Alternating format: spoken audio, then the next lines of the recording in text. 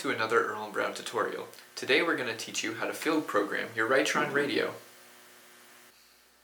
Start with the radio turned off but plugged in.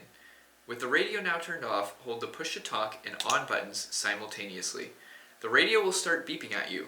Keep the two buttons held down until the beeping stops, then release as the radio starts cycling through a menu.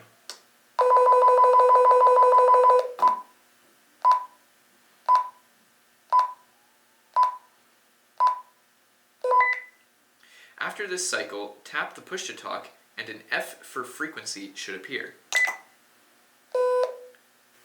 At this point, you will need to know the frequency codes for your radio. If you do not know your codes, please give your rep a call. Each code is 3 digits and you will have to program each of them individually. Tap the push to talk quickly until you have hit the correct number. If you leave a number on the screen for too long, you will hear a low tone indicating the number is saved and the radio will move on to the next digit.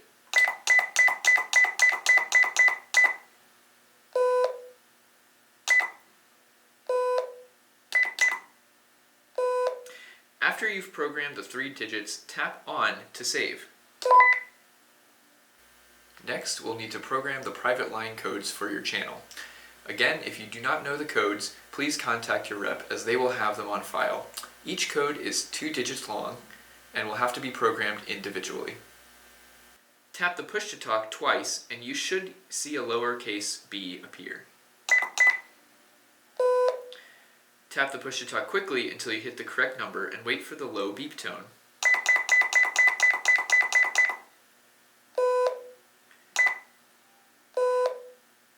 Tap on to save. After you're done with channel 1, you can either hit the channel button to program channel 2 and the rest of the channels on your radio, or you can turn the radio off and start using it. And there you have it. Your Ritron is now programmed to the rest of your fleet. See you next time.